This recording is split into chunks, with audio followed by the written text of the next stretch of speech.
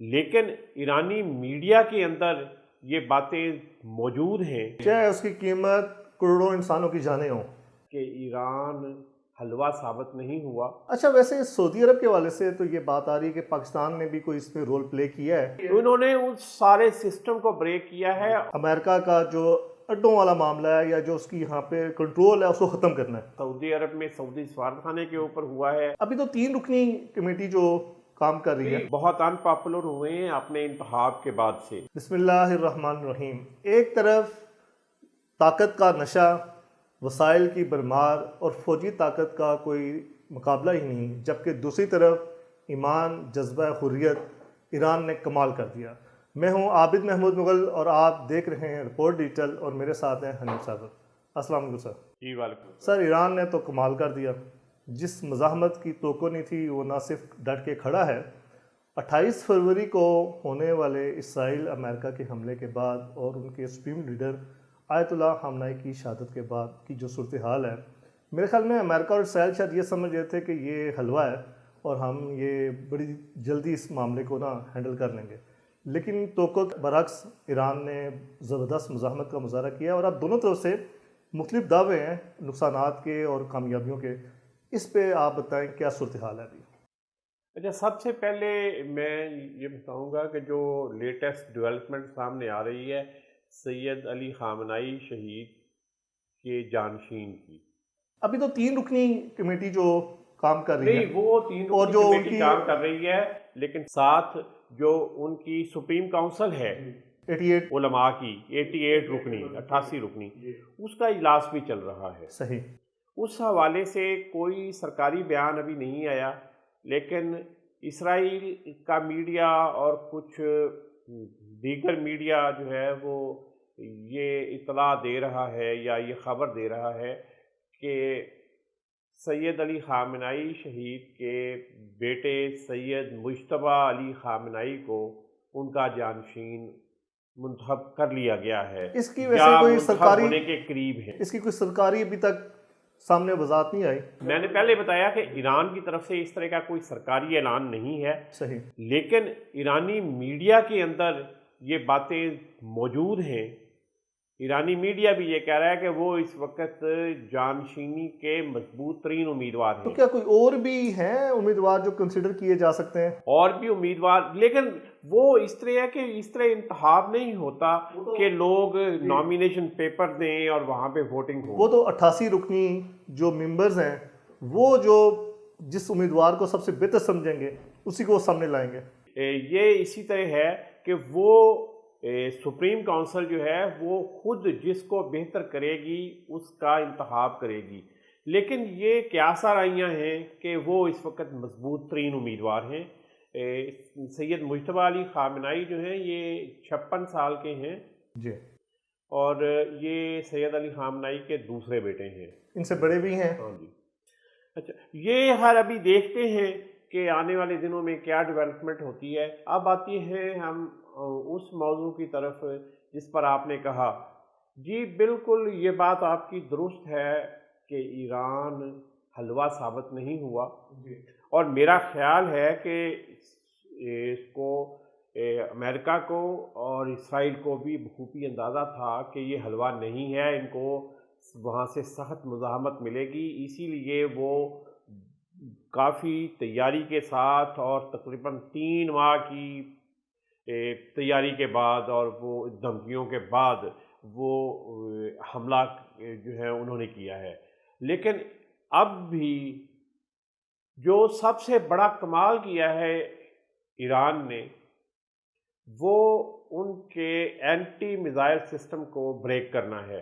اور یہ بڑی بات ہے۔ ابھی جتنے بھی چاہے امریکی فوجی اڈوں پر حملے ہوئے ہیں، امریکی قونصل خانوں پر، سفارت خانوں پر حملے ہوئے ہیں، ان کے جنگی بیڑوں پر حملے ہوئے ہیں، اسرائیل کے اوپر حملے ہوئے ہیں، جتنے بھی میزائل یا ڈرون جا کے لگے ہیں جنہوں نے نقصان کیا ہے، انہوں نے اس سارے سسٹم کو بریک کیا ہے، اور یہ شرح جو ہے کامیابی کی، یہ جو گزشتہ سال والی ایران اسرائیل جنگ تھی، یہ شرح اس سے زیادہ ہے، بہتر ہے۔ جی، اس کا مطلب یہ ہے کہ ایران نے اپنی یہ کارکردگی جو ہے اس کو امپروو کیا ہے، اس کو بہتر کیا ہے، اور وہ ان کے اینٹی میزائل سسٹم کو بریک کرنے میں بہت حد تک کامیاب ہوا ہے۔ اچھا دیکھیں، دو باتیں جو بڑی گردش میں ہیں، ایک تو یہ ہے کہ ایران کو مشرق وسطیٰ کے ممالک پہ حملہ نہیں کرنا چاہیے تھا، ڈائریکٹ اسرائیل پہ زیادہ فوکس کرنا چاہیے تھا، ایک تو یہ بھی رائے بہت زیادہ سوشل میڈیا پہ چل رہی ہے۔ دوسرا جو پوائنٹ ہے جو ایران کی طرف سے ہے کہ بھائی ہم نے مشرق وسطیٰ سے امریکہ کا جو اڈوں والا معاملہ ہے یا جو اس کی یہاں پہ کنٹرول ہے اس کو ختم کرنا ہے، تو یہ صورتحال کیا لگتی ہے آپ کو؟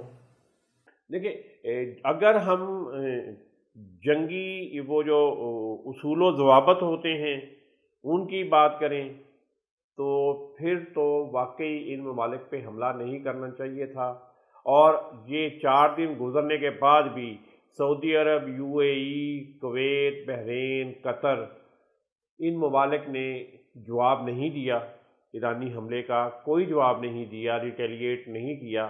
اس کا مطلب ہے کہ وہ برداشت کی اور تحمل کی پالیسی اپنائے ہوئے ہیں۔ یہ نہیں ہے کہ ان کے پاس وسائل نہیں ہیں۔ اس میں ویسے اگر سارے ممالک میں دیکھیں تو کیا مجھے تو دبئی یا UAE کا جو سسٹم ہے اس نے زیادہ بیٹر نہیں پرفارم کیا؟ UAE کے حوالے سے آپ کی بات ٹھیک ہے، لیکن یہ بھی دیکھیں کہ UAE میں خاص طور پر دبئی میں شہر کے اوپر بھی حملہ ہوا ہے۔ یہ ویسے نہیں ہونا چاہیے تھا۔ شہر کے اندر ان کے میزائل اور ڈرون آ کے لگے ہیں۔ شہری آبادی کو کسی طرح نشانہ نہیں بنایا جانا کیا چاہیے۔ یہ کوئی ایرر تھا یا خاص طور پہ جو اٹیک برج الخلیفہ کے قریب ہوا ہے وہ بڑا ہی کلوز، اس سے یہ رائے زور پکڑ رہی ہے کہ اس برج الخلیفہ کو نشانہ بنانے کی، دنیا کی سب سے اونچی بڑی عمارت جو ہے اس کو نشانہ بنانے کی کوشش کی گئی ہے۔ یہ تاثر نہیں پھیلنا چاہیے تھا۔ اگر ایران یہ کہتا ہے کہ انہوں نے صرف فوجی تنصیبات پر حملے کیے ہیں، فوجی تنصیبات سے ہٹ کے بھی حملے ہوئے ہیں، اور جو سفارت خانے یا قونصل خانے ہیں، جو سفارتی مشنز ہیں، ان کو امیونٹی حاصل ہے، ان کے اوپر بھی حملے کیے گئے ہیں۔ وہاں پہ فوجی نہیں ہوتے، اگر ہوں بھی تو وہ انڈر کور ہوتے ہیں۔ ٹھیک ہے، وہ آپ نے امیونٹی دی ہوتی ہے، آپ نے قوانین کے مطابق ان کو امیونٹی دی ہوتی ہے۔ عالمی قوانین کے مطابق یہی ہے کہ جو سفارتکار ہوتے ہیں ان کو امیونٹی حاصل ہوتی ہے، ان کو جن کو سفارتی اسٹیٹس مل جائے۔ ہاں، تو لیکن یہ دیکھیں دبئی میں بھی قونصل خانے کے اوپر، امریکن قونصل خانے پہ حملہ ہوا، سعودی عرب میں سعودی سفارت خانے کے اوپر ہوا ہے، اور ابھی امریکہ نے ایک وارننگ جاری کی ہے کہ سعودی عرب کا شہر زہران، یا جس کو وہ دہران کہتے ہیں کیونکہ ہمارے ضاد کو پڑھنے کا جو ہمارا ہے نا وہ فرق ہے، پاکستان کو بھی پاکستان کہتے ہیں نا سر، تو وہ زہران میں ایک تو آرام کو جو ان کی سرکاری اور بڑی آئل کمپنی ہے جس نے ابھی پاکستان میں بھی بزنس اور لمبی لائنیں لگی ہوتی ہیں، ان کے یہاں پہ پیٹرول پمپ کھلنا شروع ہو گئے ہیں اور اس پہ لمبی لائنیں لگی ہوتی ہیں۔ وہ ایک تو اس کمپنی کا ہیڈ کوارٹر ہے وہاں پہ، اور دوسرا یہاں پہ امریکہ کا قونصل خانہ بھی ہے، سفارتی مشن ہے وہاں پہ ان کا۔ تو انہوں نے یہ وارننگ جاری کی ہے کہ محتاط رہنے کی، کہ یہاں پہ بھی حملہ ہو سکتا ہے۔ میرا خیال ہے کہ یہ حملے نہیں ہونے چاہیے۔ اچھا، ویسے سعودی عرب کے حوالے سے تو یہ بات آ رہی ہے کہ پاکستان نے بھی کوئی اس پہ رول پلے کیا ہے کہ سعودی عرب پہ حملے نہیں ہونے چاہیے، اور ویسے بھی سعودیہ کا بھی رول ایران کی طرف اچھا رہا ہے۔ یہ کہا جا رہا ہے کہ ایسی اطلاعات موجود ہیں کہ پاکستان نے ایران کے ساتھ اس معاملے پہ بات کی ہے کہ آپ سعودی عرب کے اوپر حملے نہ کریں، اور یہ بھی کہا گیا ہے کہ ایران نے اس سے اتفاق کیا ہے اور یقین دہانی کرائی ہے کہ وہ سعودی عرب پر مزید حملے نہیں کرے گا۔ تو یہ خوشائن بات ہے، یہ اچھی بات ہے۔ اب دیکھیں نا، کم و بیش 26-27 لاکھ پاکستانی ہیں سعودی عرب میں، ملین کے قریب UAE میں ہیں، باقی ممالک ہیں، کویت میں لاکھ سے اوپر ہیں، قطر میں ہیں، بحرین میں ہیں، عمان میں ہیں۔ ان تمام ممالک میں پاکستانیوں کی اچھی بڑی تعداد موجود ہے، اور اگر شہری آبادیوں کے اوپر حملے ہوتے ہیں تو ان میں پاکستانیوں کے اللہ نہ کرے کہ کوئی پاکستانی اس کی زد میں آئے لیکن اگر کوئی پاکستانی اس کی زد میں آتا ہے تو یقینی طور پر پاکستان کی حکومت بھی اور پاکستان کے عوام کے اندر بھی اس کا رد عمل آئے گا بالکل ظاہر ہے، منفی کہ اثر آئے گا۔ پاکستانی شہریوں کو نشانہ بنایا گیا ہے۔ اس لیے میرا خیال ہے کہ شہری آبادیوں پر بالکل حملے نہیں ہونے چاہیے، اور پچھلی دفعہ بھی قطر اور سعودی عرب نے جو ایران کی جنگ ہوئی تھی اسرائیل کے ساتھ، اس کو رکوانے میں کافی بڑا کردار ادا کیا تھا۔ اگر ان ممالک کے اوپر حملے نہیں ہوتے تو میرا خیال ہے کہ اب تک شاید یہ ممالک کوئی بڑی سفارتی سرگرمی شروع کر چکے ہوتے ان حملوں کو رکوانے کے لیے، کیونکہ دوسری طرف جب آپ دیکھتے ہیں کہ ان حملوں کو رکوانے کے لیے دنیا میں ہو کیا رہا ہے، تو عملی طور پر کون سے ملک آ رہے کوئی ملک ایسا نہیں ہے جو سامنے آیا ہو۔ اقوام متحدہ زبانی کلامی وہ تو جنگ ڈیڈ بند ہو کریں، چکی ہے، جنگ بند کریں، اقوام جنگ متحدہ ڈیڈ بند ہو کریں، چکی یہ ہے۔ کیا بات ہوئی؟ اسی طرح یورپی یونین بھی کہ جی حملے نہیں زبانی ہونے چاہیے، کلامی، جنگ بند ہونی چاہیے، زبانی زبانی کلامی۔ جی۔ اچھا، چین نے اور روس نے بڑے سخت بیانات دیے ہیں، چین لیکن کا تو بیانات ویسے ہیں۔ چین تو بیانات کی حد تک ہی رہتا ہے، اور روس کا بھی معاملہ ہے۔ پچھلی ایران اسرائیل جنگ میں بھی آپ نے دیکھا کہ ان ممالک نے بڑے سخت بیانات دیے، اس سے آگے بڑا نہیں۔ سخت سفارتی رد عمل دیا، لیکن اس سے آگے نہیں آئے۔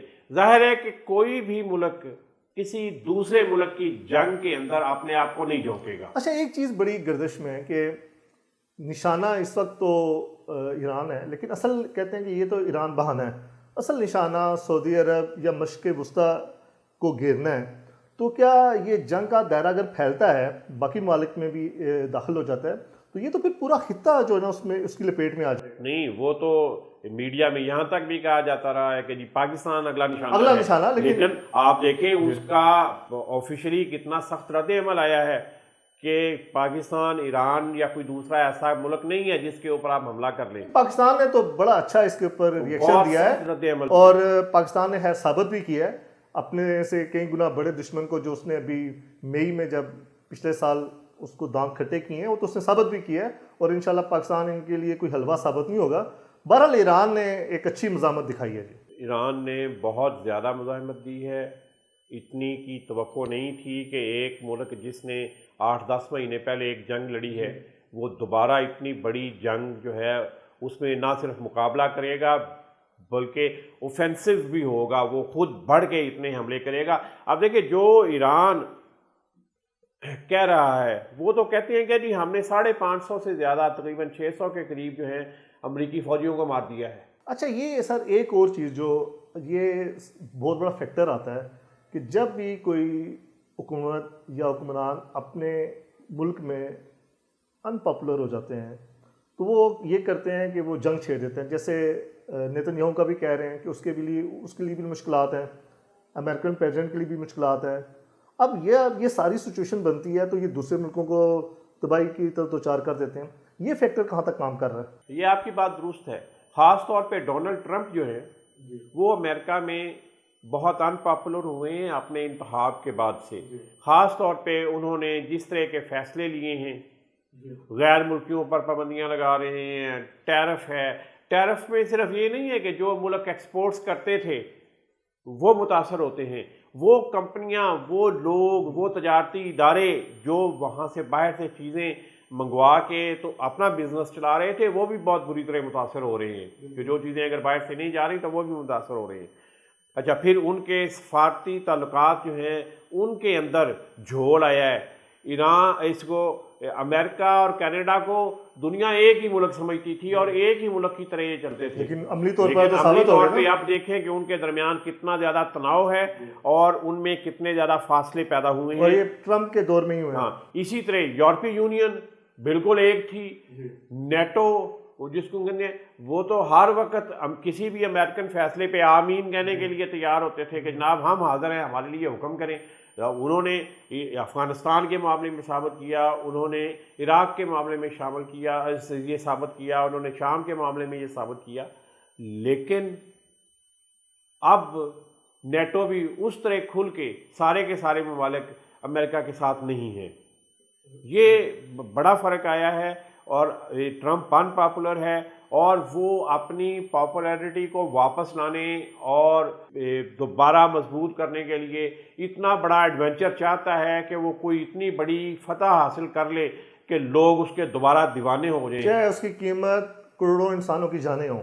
نہیں، یہ عملی طور پہ اتنا پاپولر ہونا ممکن نہیں رہا. آپ انسانوں کا خون بہا کے پاپولر نہیں ہو سکتے، آپ جنگیں لگا کے پاپولر نہیں ہو سکتے. ویسے ابھی کیا دیکھتے ہیں، کوئی فوری جنگ بندی نظر آتی ہے آپ کو؟ فوری نظر نہیں آتی ابھی، کیونکہ ٹرمپ نے بھی کہہ دیا ہے کہ اب مذاکرات کا وقت ختم ہو گیا.